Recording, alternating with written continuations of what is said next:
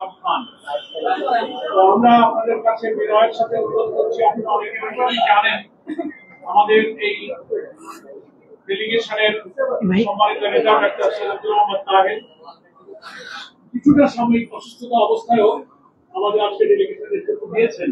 এই জন্য উনি কথা বলবেন নিয়ে এবং আপনাদের সহযোগিতা আমরা কামনা করি। এখন আজকে এই সাক্ষাৎ সম্পর্কে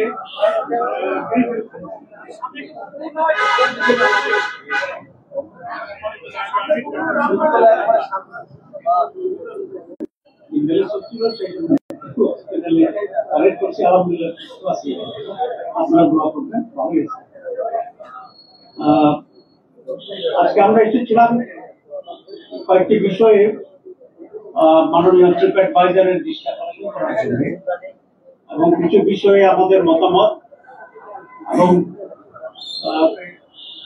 করণীয় এই সরকারের করণীয় সম্পর্কে আলোচনা করার জন্য প্রথমে আমরা ওনাকে ধন্যবাদ।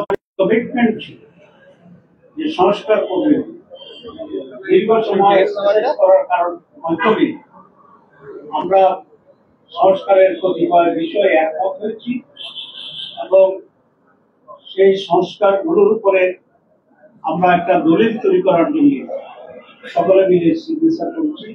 বাংলাদেশ জামাত ইসলামী এই সনদে ওয়ান অফ দি সিগনেটরিজ। একটা জাতির ইতিহাসে বহু লোকের পরিশ্রমের বিভিন্ন রাজনৈতিক দলের অংশগ্রহণ আমরা যে ঐক্যমত্যে পৌঁছেছি, বেসিক্যালি প্রায় ৮০-র উপরে সংস্কারে, তার ভিতরে বেসিক কতগুলো পয়েন্টস আছে যেটি সংখ্যা এবং এখানে আমরা সকলে শিখেছি। এখন যেটা প্রয়োজন সেটা হচ্ছে এটাকে আইনি ভিত্তি দেওয়া, বিচার করে দিতে পারে না এটা সাইন করুন।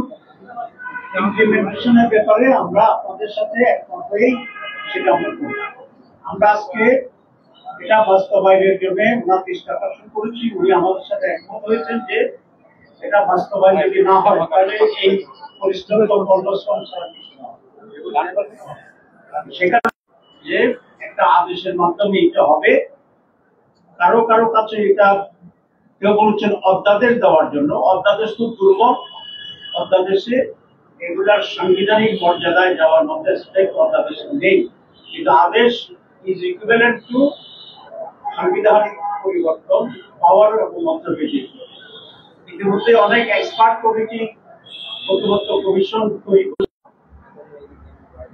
আমরা এটা ক্লিয়ারে করে আসছি। উনি আমাদের কথা কনভিন্স হয়েছেন বলে আমাদের মনে হয়।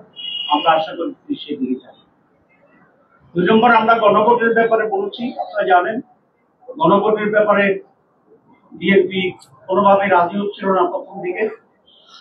আমরা এটা জোর দিয়েছিলাম, কিন্তু কিভাবে নির্বাচন অনুষ্ঠিত হবে, কিভাবে প্রধানমন্ত্রীর ক্ষমতা থাকবে, এসব মৌলিক বিষয়, এটার সাথে এটা কোনো রিলেশন নেই। এই জন্য আমরা বলেছি গণভোটের মাধ্যমে রিসপন্স কমিটি আলাদাভাবে এটাকে পাস করতে হবে। জনগণ যদি হা বলে পাশ হয়ে গেল, জনগণ যদি না বলে জনগণই সর্বোচ্চ ক্ষমতা। আমরা কোনে আপার হাউসের লোক বানাবো, আপার হাউসে তো ভোটে হলো না, আপনি এক ভোট দিয়ে আরেকটা স্টেজ আপনি কি করবেন? এটা আইনগত বৈধ নয়। কেউ যদি এটা চ্যালেঞ্জ করে এটা বাতিল হয়ে যায়। এটা হচ্ছে আপনার বাচ্চা হওয়ার আগেই নাম রেখে দেওয়ার অবস্থা, সেটার নামে আপনি জানেন না, ঠিক আছে? ততক্ষণ পর্যন্ত তো আপনার আপার হাউস বলবেই না ভোট পর্যন্ত, আপনার কাকে ভোট করতে পারছেন? সেজন্য এগুলো একটা ভোট হয়েছে, বাংলাদেশে ৩টা হয়েছে। এর মধ্যে একটা হচ্ছে আমরা বলছি প্রায় ১ মাসের বেশি সময় আছে, তারপরে আরো ২.৫ মাস থাকবে জাতীয় নির্বাচন। সুতরাং এখানে সময়ের কোন কষ্টকর হয়েছে অনেক। আমরা যে মেশিনারিজ কিনবো সব এটার জন্য কিনবো, এখানে শুধু খালি ওটা একটা কাগজ আর যাতায়াত ধরা, এই কয়েকটি হবে। তো জাতীয় স্বার্থের জন্য যেভাবে ৩ নম্বর প্রশ্ন জটিলতা তৈরি করছে যে note points of dissent, note of dissent, note of dissent বা পয়েন্ট অফ ডিসেন্ট যেটা আছে, এটা নির্বাচন রেফারেন্ডার কোনো সাবজেক্ট হতে পারে না। আমরা 31টি দল আলোচনা করেছি, 29টি আমরা এখনো করছি, সেটাই তো সিদ্ধান্ত হয়েছে।